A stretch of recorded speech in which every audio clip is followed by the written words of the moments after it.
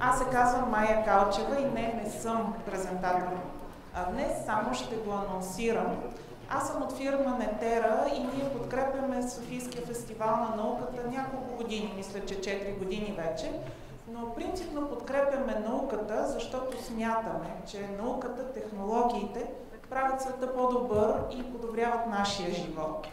Но стига за нас да представя нашият презентатор днес, Майкъл Грегъри, който е много интересен човек. Първо е учител, поклон пред тази професия. Мисля, че повече млади хора трябва да се включите и да бъдете обучители на другите. Той е обиколил 30 държави на колело. Просто не мога да си представя. Попитах го преди презентирането му и той каза в ваканциите. Направо не мога да си представя. 30 държави във ваканциите, задавайки един въпрос. Кой е вашия любим експеримент? Да, Майкъл Грегъри. И може би така ще разбере кой е нашия любим експеримент. Thank you. Good morning, Sophia. So, my name is Michael, and I'm a teacher from Paris, France. And my favorite thing to do is to travel around looking for new experiments. So far, I've traveled through more than 35 countries by bicycle, meeting teachers, scientists, students, always looking for the next experiment I'll be sharing forwards. Even here today, just yesterday, I arrived by bicycle from Serbia. And together, we're going to go on a world tour of some of my very favorite experiments. We're going to start off in Valencia, Spain, with a professor named Chantal, who was one of the most inspirational teachers I've met. You'll see, the materials for this experiment look very simple. All I have here is a bottle, a flashlight, and a tape measure. I would like one volunteer to help me with this, and you can stay seated where you are. Just from where you are, you can volunteer and help out. I saw your hand go up right away. I want you to choose one of these objects: the tape measure, the light, or the bottle. The tape measure. And I want you to stare at the tape measure, and as you're staring at the tape measure, imagine it swinging back and forth. And hopefully, we'll see it start swinging, and hopefully the light's not going to swing too much. And we'll see the tape measure swinging back and forth. Can we give our volunteer a round of applause? Now, can I get another volunteer to do the same thing, but either with the bottle or with the light? How about you in the middle? Yes, you. Yes, you. The bottle, okay. And the bottle's the hardest one, so I'll need you to concentrate hard on this one. So staring at the bottle, and picture the bottle moving back and forth, back and forth. I think someone's looking at the light as well. And there we can see the bottle moving. So can we give this volunteer a round? And we don't want the light feeling left out. So can everyone stare at the light, and we'll see if the light can do the same thing. Ooh, the tape measure seems to want to it's looking the wrong way.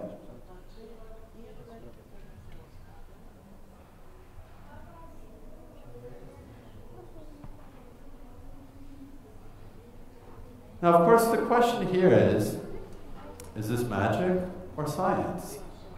And of course, it's science. This is a science festival. It's not a magic festival. So there must be something going on that we didn't necessarily see. An obvious hypothesis is maybe I'm moving my hand. Maybe I'm doing something. That's probably what's going on. But science starts with observation. And I think someone said we have a roaming mic so people in the crowd can say things, right? Is it? I guess I should have planned that. So I want people just to say a couple things that they observe here. What do you see in this system that can help us explain what's going on? So yes, if you see something, raise your hand and we'll get the mic going over to you. no one can observe anything? Like obvious things like there's a tape measure, there's 3 objects, there's a stick. Well, what else can we observe? Different length of the rope. So that might help explain it. Do the ropes change anything? Yes. Different weights. So some are heavier, some are lighter. Sometimes people say, oh, the bottle looks heavier. So, good thing I'm thirsty. I'll just have a drink of water. And then we can see it can still work, whether the bottle's heavier or lighter than the other objects. So now, either if we want the bottle to move or not move, let's have it move. And now that you've seen this before, maybe you'll be looking closer to see what I'm doing here. So the weight could make the difference, but it's actually a lot easier to do if they all weigh the same. So I chose objects that weigh about the same, and I started with about the right amount of water. Let's go back to the length of the strings. The length of the strings are different. And if I move the rod, the length changes something about how they move, right? Which one swings back and forth quickest? Just shout out. The short moves quicker. The long moves slower. The medium moves medium. This was described by Galileo Galilei when he came up with a law describing the length of a pendulum will determine its period. Now we can use that to our advantage, and we can describe the period like a clock. We can say tick, tock, tick, tock, tick, tock. And then slower, tick, tock, tick, tock, tick. Slowest, tick, tock, tick, tock. And if I move the rod in frequency with that, so let's start with the middle one, the light. Tick, tock, tick, tock, tick, tock, tick, tock. We have mainly the light moving. I'm swinging things wildly so the others move a bit. Now for the little tick, tock, tick, tock, tick, tock, tick, tock. So if I do that same thing, but instead of moving it wildly, I only move the rod a millimeter or two, and say I get a volunteer, but not just the volunteer, everyone kind of looks at the one the volunteer is looking at. So your attention's down here. I move the rod only a millimeter or two each time. Tick, tock, tick, tock, tick, tock. I'm moving it, but the movement is much bigger down here, so you tend to see that motion rather than what's going on up here. Driving the pendulum at its natural frequency is a phenomenon called resonance, and will be useful for explaining the last experiment I'll show on sound. So, moving on from Spain, let's travel to France, where I come from. I'm originally from Canada, but I've been teaching in France for the past 15 years. And I want to show an experiment shown by one of my students.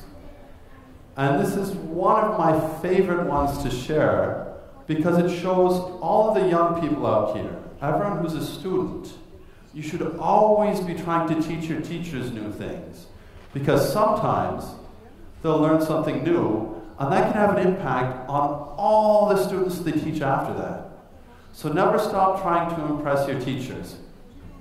This one uses extremely simple materials, just a water bottle. Notice it's the same from the first experiment. I'll use all parts of this in later experiments today. 2 drinking straws, and I'm going to look for the help of a scientist. Can anyone shout out the names of any scientists you think of who have worked with electricity?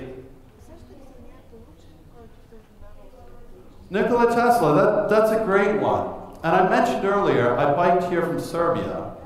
Luckily in Serbia, you're never far from a little Tesla. So I have a little bit of Serbian money left in my wallet. And who do you think's on the 100 dinar bill? Nikola Tesla. So calling him on stage to help out with this one. Now Tesla's done a number of things with electricity. And I think he has a couple of electrons to spare. So I'm going to ask if he can give some electrons to these 2 straws. So to give the electrons, just going to rub the straws against Tesla, and he'll give up several billion electrons just with this quick transfer. I'll place one straw on top of the bottle, and once it's balanced, I want everyone to make a prediction. These two straws have both gained electrons from Tesla. They have a negative static electric charge. If I bring this straw near the other, do we think it'll attract the other straw and bring it near, repel the other straw and push it away, or do nothing at all? So put your hand up to show me what you think around the room. If you think it will attract, put up your hand. 2 or 3 people. If you think it'll repel, put up your hand.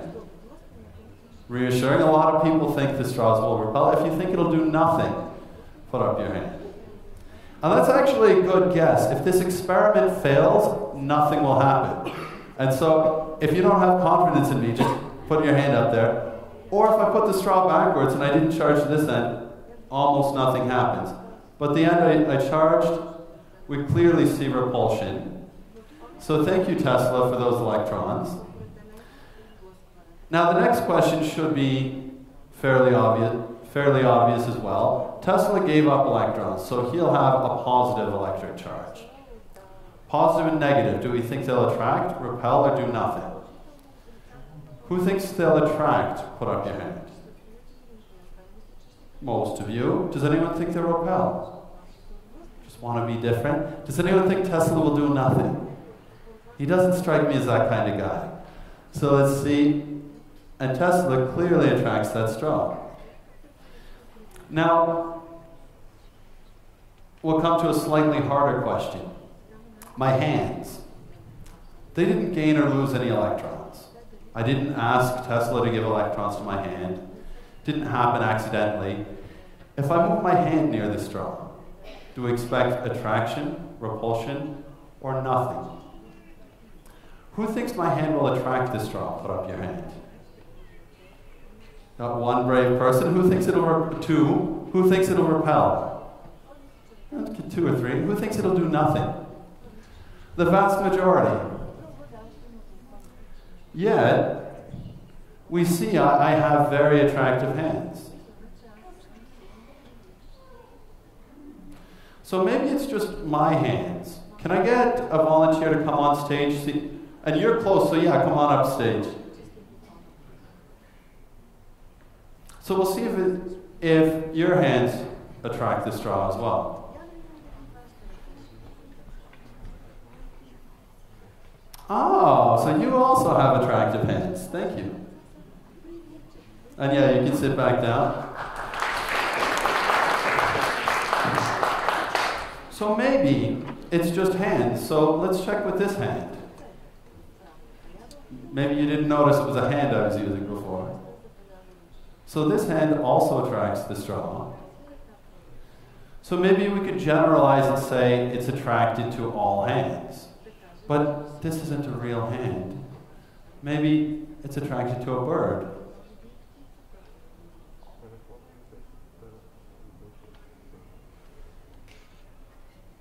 Weak attraction, but it's still attracted. So the obvious question is, how does this work?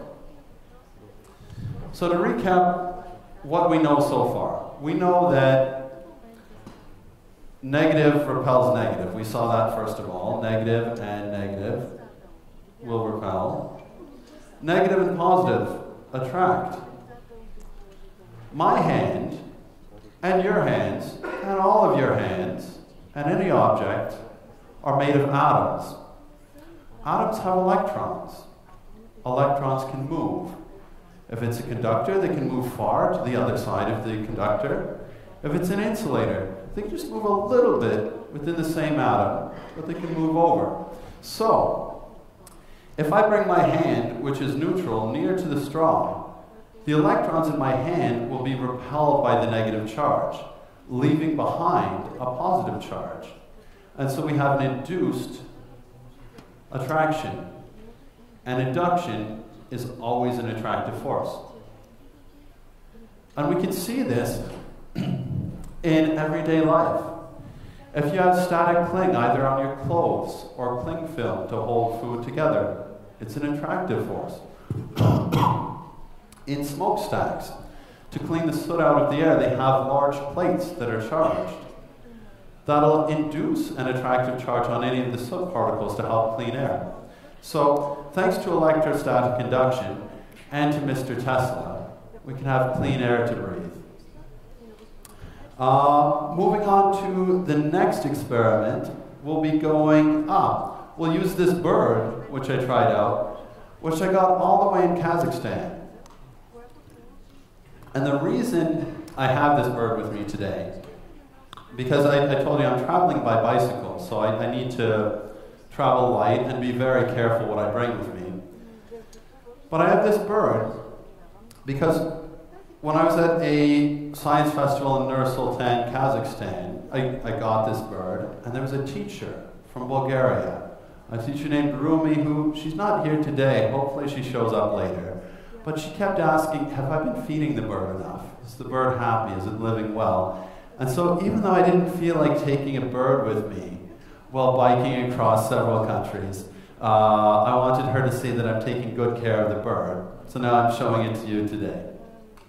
But you can see it can balance on the tip of my finger. It can balance on the tip of my nose. But the question is, how can it balance? And so all of you are going to help me answer that question. So you've already been seated for something like 20 minutes. I'm going to check the time to... Yeah, you've been sitting for at least 20 minutes or so, which is too long for people to sit. People get bored when they sit. So I want everyone to stand up.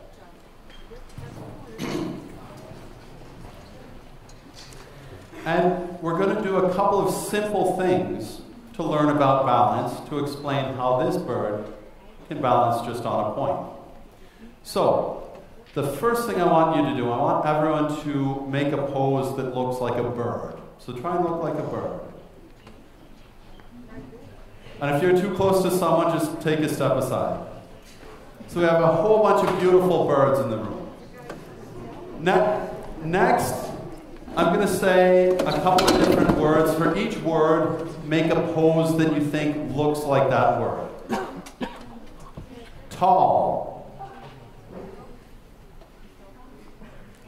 Short. Dog. Balance. On with balance, we see a lot of people going back to a bird pose. Not everyone, but there were a lot of different balancing ones where people were on one foot.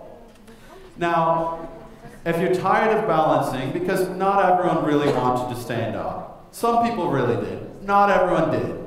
So if you're tired, sit back down. But if there's anyone who still wants to do a couple balance things, stay standing and you'll be my volunteers.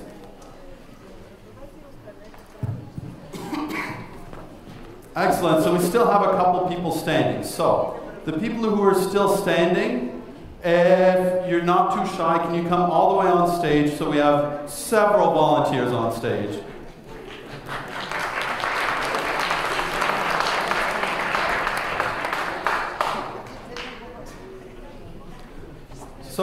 So you're going to help teach a couple things about balance.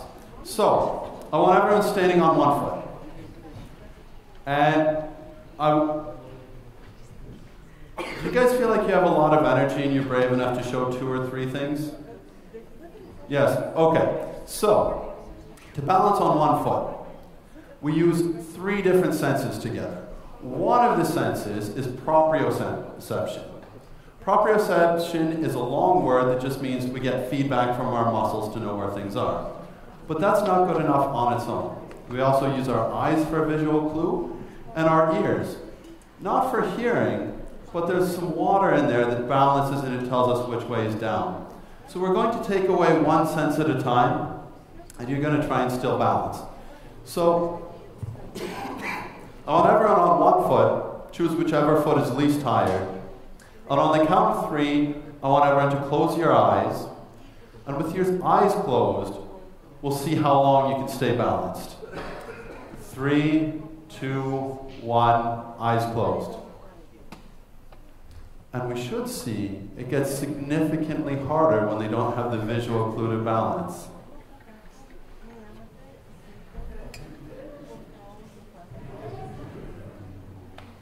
That's impressive how long some of them have lasted.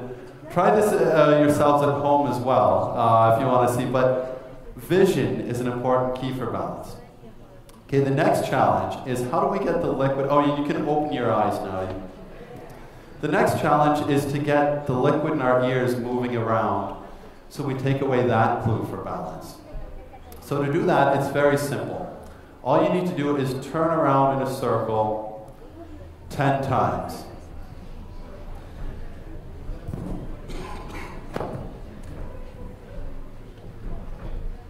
And when you've finished, balance on one foot again.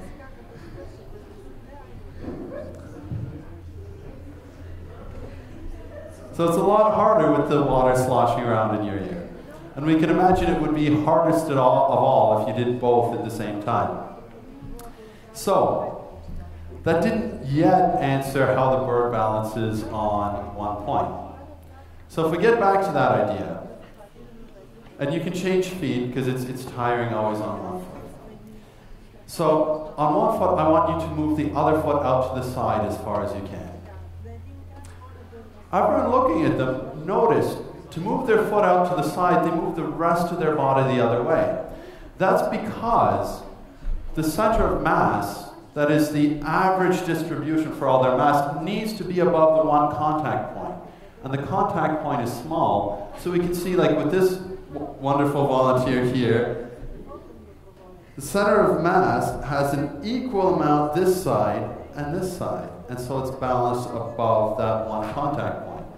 Now I want everyone to put a foot as far forward as you can. And we see they lean back, and as far back as you can.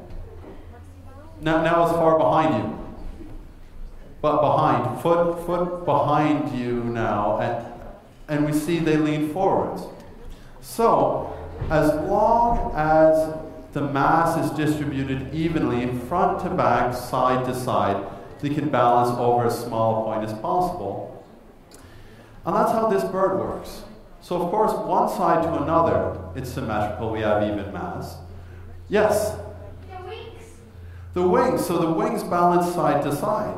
Front to back, the amount in front of the point isn't quite that big, so there's a trick to this. And I'll use the flashlight. Remember I said I'd use all pieces of this pendulum throughout the show. And there's weights in the wings that you can see the shadows of there, and so that makes the front heavy enough for it to balance. One last challenge for the volunteers before we let them sit down again. Can everyone try and bend over and touch your toes? So you're all fairly good at it. Not everyone's perfect. Now stand up again, but put your back against the wall with your heels right against the wall. So heels touching the wall. So heels right against the... Perfect. Now try and touch your toes again.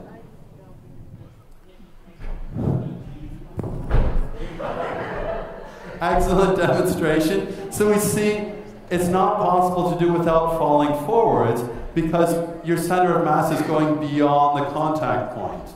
And when you regularly bend over, you'll actually put the back of your legs, your butt, and your back backwards to balance the weight going forwards. Against a wall, you have nowhere to go. So if you try and bend over, you'll either fail or fall. Can we give the volunteers a round of applause? And you guys can sit back down.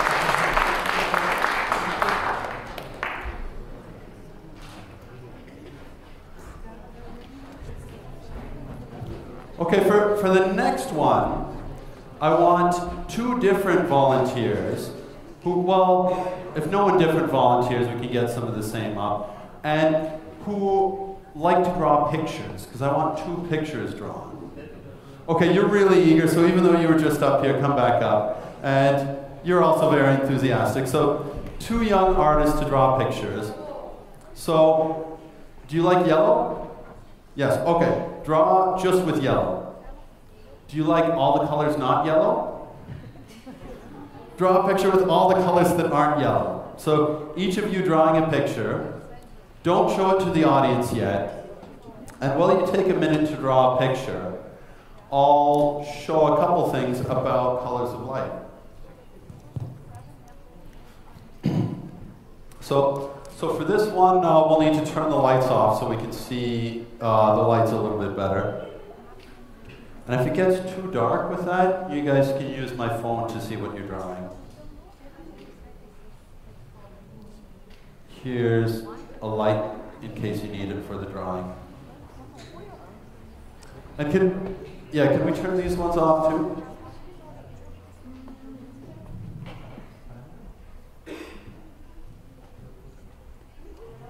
We're not sure if they can. Okay, this will still work, but it works better the darker we get it.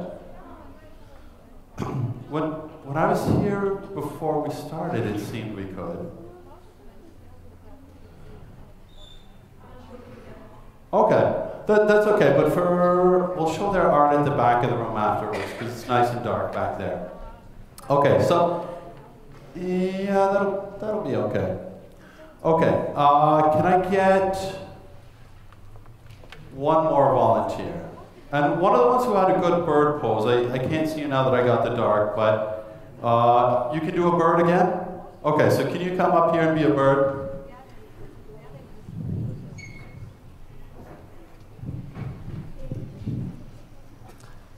And I'm going to get 3 people in the audience here to put him in the spotlight.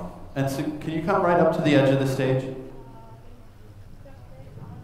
Okay, so you can spotlight him blue. Does someone around here want to spotlight him green? Perfect. So, right in the spotlight, and someone here-ish. You can hold the green, the red. Where's the red?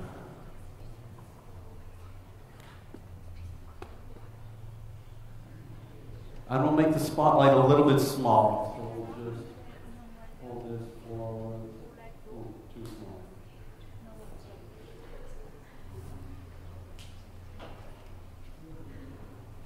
And this one also a little bit smaller.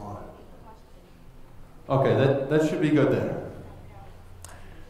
And if we look, yeah, I shouldn't stand in front of the speaker. That's not going to be good. Okay, so if we look at him with his beautiful bird pose,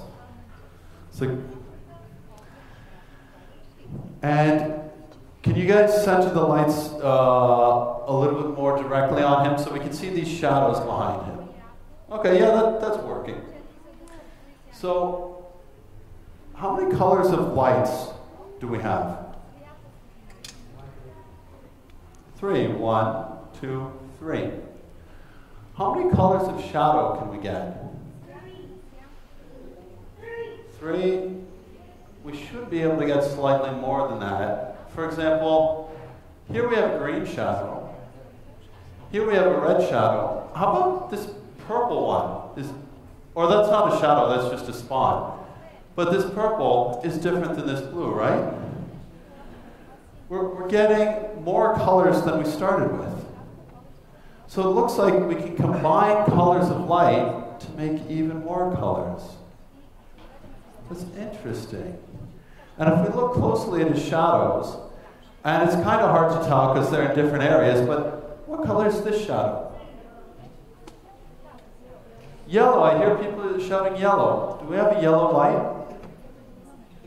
No. How about this shadow? This is like a purpley blue light. And we have one more shadow we missed.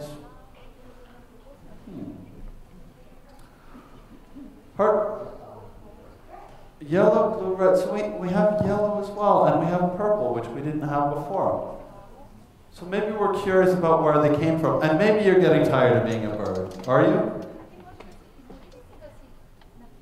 Yeah? No? You're okay. You're still okay being a bird. I'm going to grab the lights back.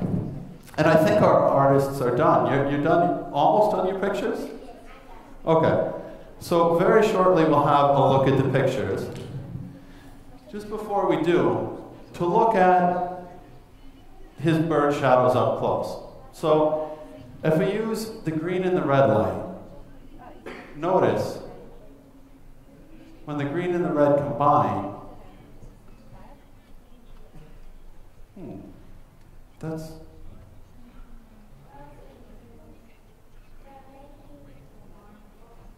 they're making an unimpressive yellow. But they do certainly make a lighter color. Oh, there we get some yellow, right? And if we wanted to get orange, we just add a little bit more red or a little less green. So we can go from yellow to orange, and it's like a sunset there. So we can get any colors we want by a combination of these three primary colors. But now that we have the art ready, can each of you take your picture and without showing it to anyone, like hide it in front of you, and come to the back of the room where it's nice and dark. So the stairs are here. I'll follow around the stairs.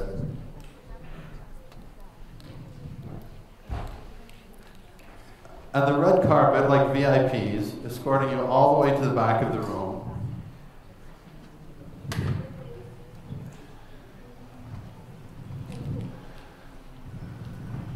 Okay, all the way here at the back, where it's nice and dark. On the count of three, I'm going to get you to show your picture to everyone. 3, 2, 1. But where's your picture?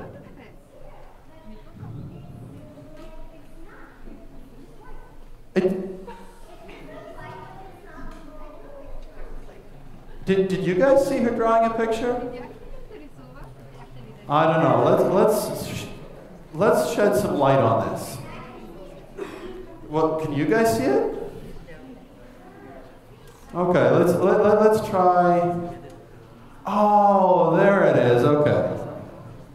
So this shows the phenomenon of fluorescence. And fluorescence is the re-emission of light. And to re-emit light, the light we shine on it needs to be a color that has more energy than the color it fluoresces.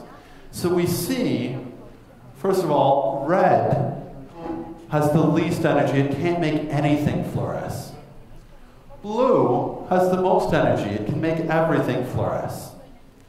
Green is kind of in the middle. It has enough energy to make orange fluoresce, and there might have been pink there as well. But it doesn't really have enough energy to make the yellow fluoresce. And so we can see just from this artwork that blue has more energy than green, which has more energy than orange, and they all have more energy than red. Can we give them a round of applause for their beautiful artwork? Oh, and you can sit back down. Thank you.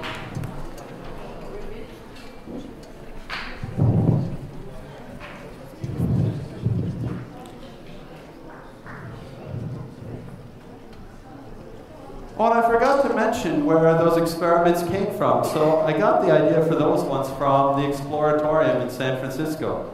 So all the way from the United States.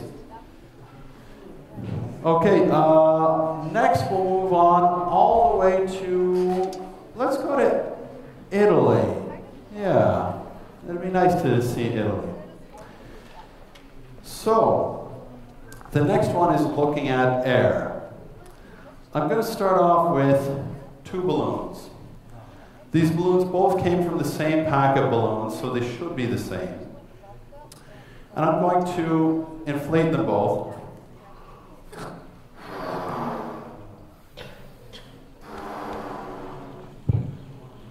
So a blue balloon full of air. Here's an empty tube. Air can travel through it.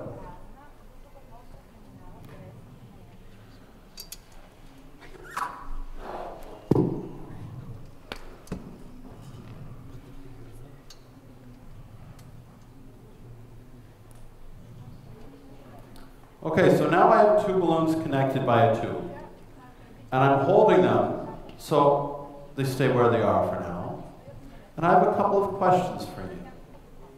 Which balloon is bigger? The blue one. Which balloon is smaller? Oh, the red one. Which balloon has more air in it? The blue one, which balloon did it take me more effort to fill with air? The blue, because I put more air in it. Which balloon has more pressure? Ah, how do we know that? Do we know that? Fluids travel from high pressure to low pressure. If I let go, and air can flow between the balloons, do we think it'll flow from the blue to the red, or the red to the blue, or just stay where it is?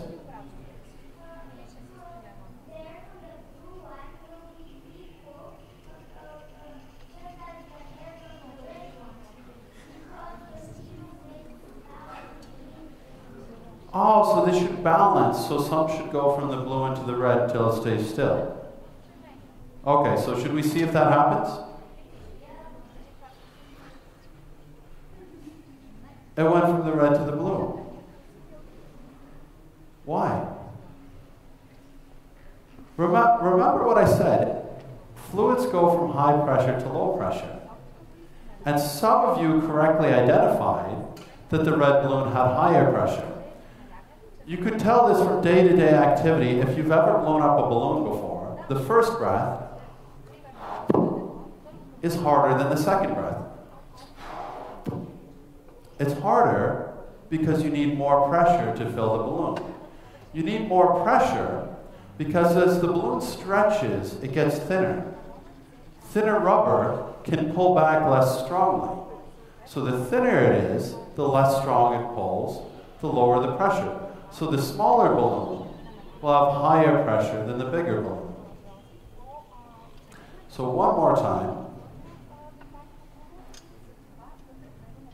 Hopefully I get it all right.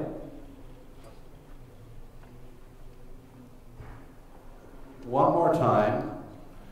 Air flows from high pressure to low pressure.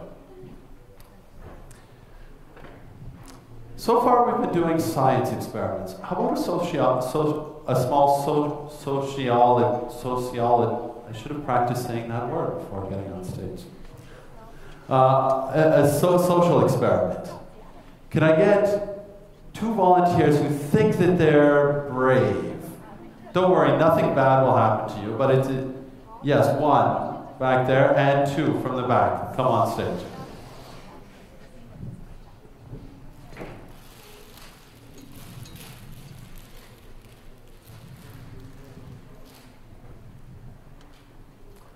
What's your favorite color?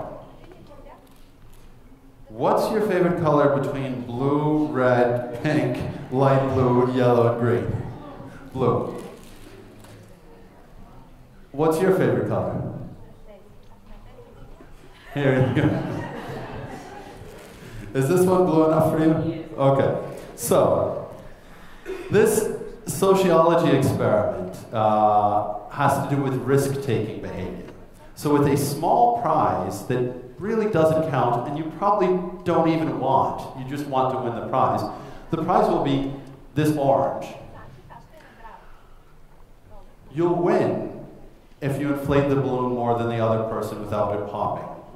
So you inflate the balloon as much as you can, but if it pops, you lose.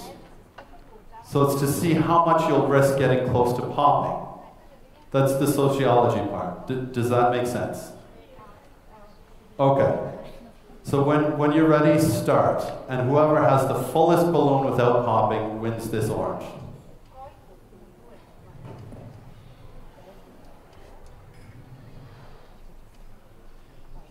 Well, once it's full, you need to tie a knot in it to win so we can compare.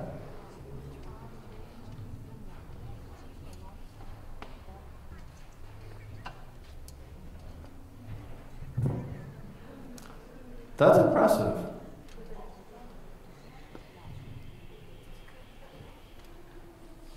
And if they go too far, try and fly too close to the sun, then it'll pop. Okay, so that's the amount to beat.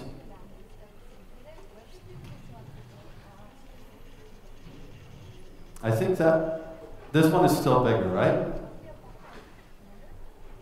And you're too scared to blow more, right? Yeah? Okay. So you've won. You're a bigger risk taker. Let's give a round of applause. And you win the nominal prize of an orange. But I'm going to ask you guys a favor with this orange. Can you hold your balloon out? And can you, above the orange, start trying to peel it and take the peel off? Oh, here, I'll grab this balloon. So try and peel the balloon, try and peel the orange above the balloon.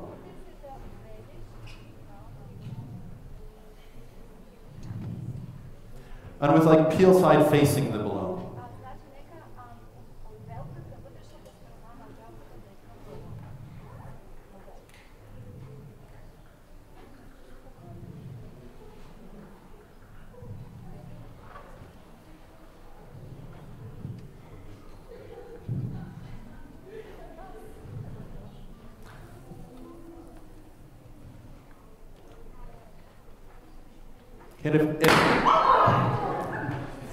So that takes a while, but if you peel an orange next to a balloon, it'll cause the balloon to pop.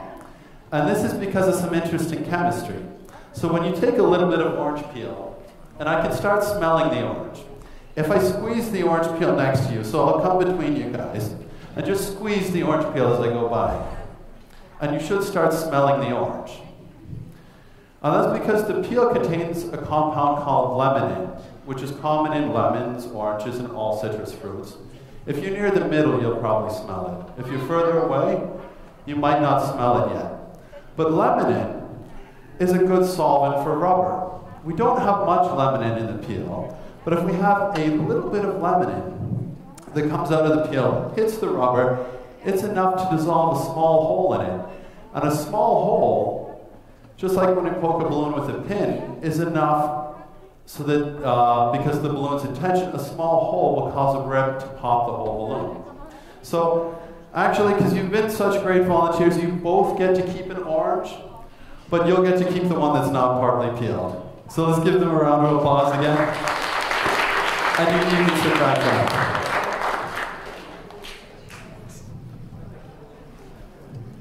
Now it's coming time for our last experiment. So this one comes from Germany, from a really cool website called Physics and Advent that does like an advent calendar before Christmas every year, where there's different experiments that they show. And for this one, can I use the handheld mic as well? Thank you. And this one is on too. It'll be on. Okay, so I'm just going to use a frequency generator from my phone, which crashes every time I stop using it. So now a frequency generator from my phone. And even without the second mic, you guys can hear this, right? Kind of annoying, right? Okay, so to make it less annoying, I'm going to put in my headphones. Sorry. So still annoying, but a little bit less so.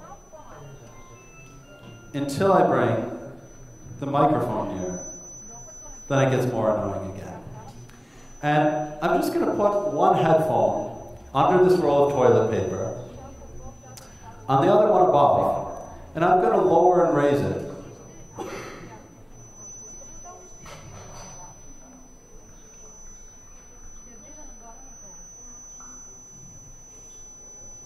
Do you notice the sound getting louder and quieter?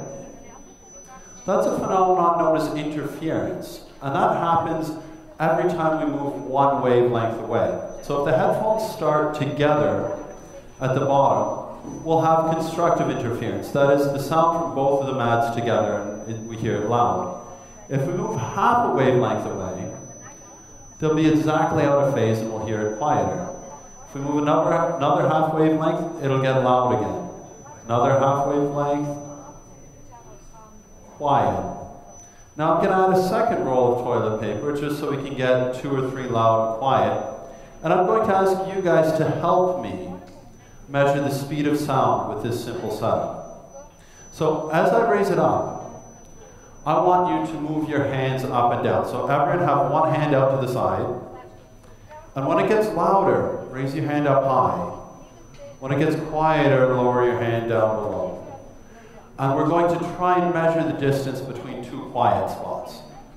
So everyone, hand out to the side.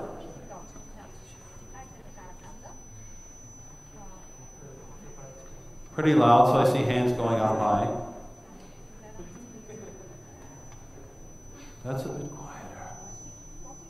Oh, loud again.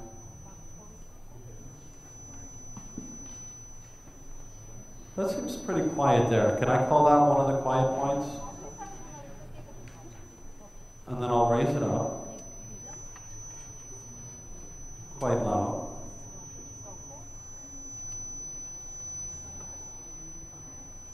There it's quieter. So I'm going to pinch it there. So this is the wavelength of a sound, 6,000 hertz. Now, do you mind coming on stage one more time? My favorite volunteer coming up here again. And I'm going to ask you to take that tape measure, the one I used right in the first part, and can you pull it out and measure this distance?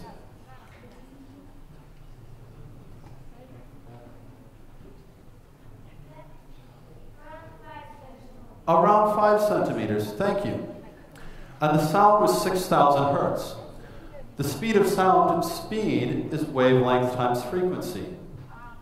5 centimeters times 6,000 hertz is 30,000 centimeters per second. So every second sound can travel 30,000 centimeters.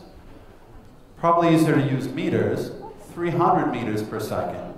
And the speed of sound is just over 300 meters per second. And you all helped measure that today, especially you. So thank you again, and you can sit back down again. So, this concludes our world tour of experiments, with experiments from France, Spain, Germany, Kazakhstan, the United States, Italy. I'm very excited to be here in Sofia at this science festival, picking up new ideas that I'll be sharing the next places I go. So with that, I want to thank the organizers for putting together this great event, the translators, so everyone could understand what I was saying, and have a great rest of the day at the Science Festival.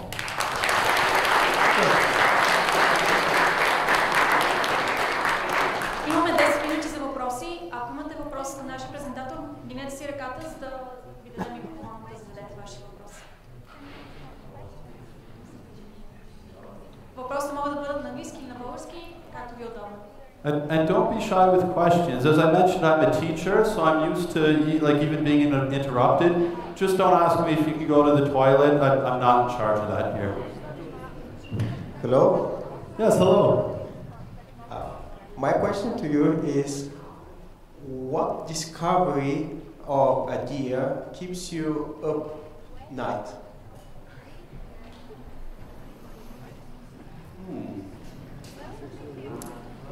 Like what scientific discovery, right?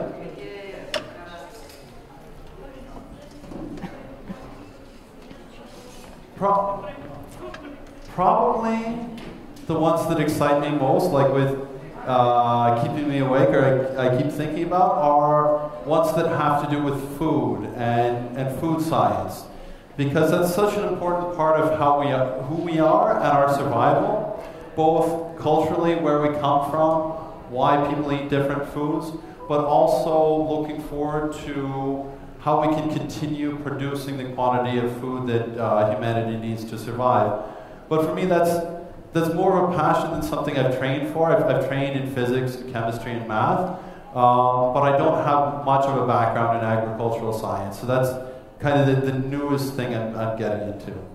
Hopefully that kind of answers the question.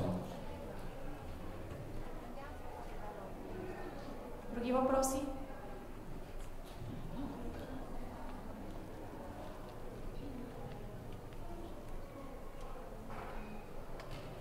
Or if anyone has any favorite experiments they want to tell me about that I should try next. Да, много ви благодарим. Много... Да. Благодарим ви. приятелю, защо Франция? Защо Франция? Във Франция от 15 години. И кой е града, който избрахте във Франция?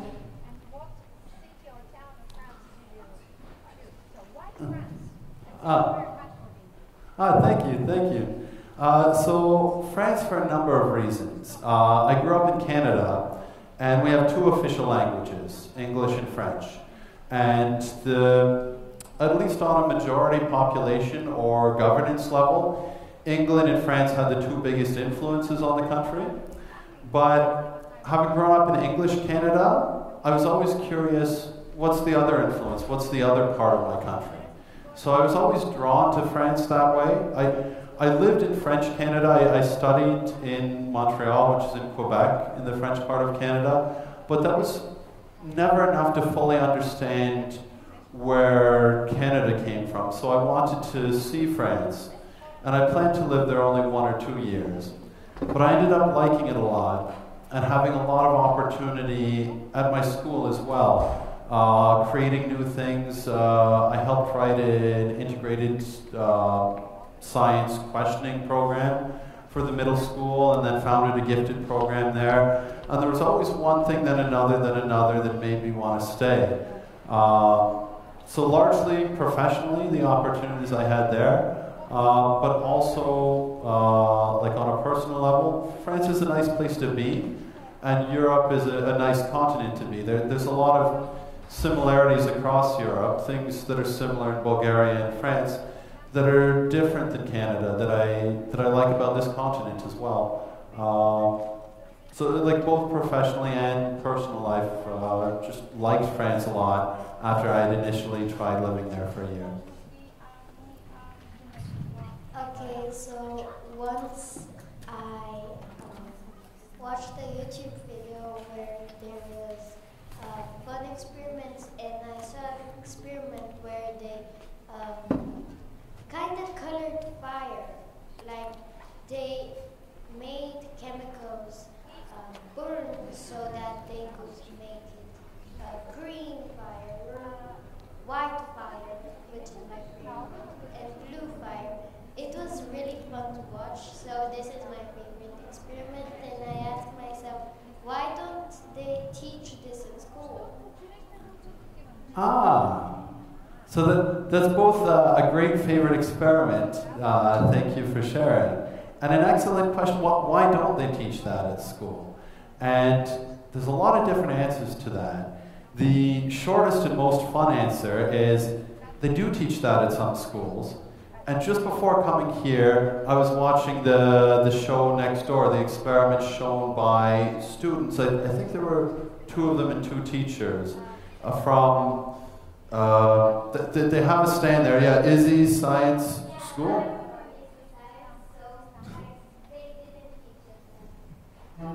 So they do that just here and not in class? Okay, do you have Mr. Staminoff as a teacher?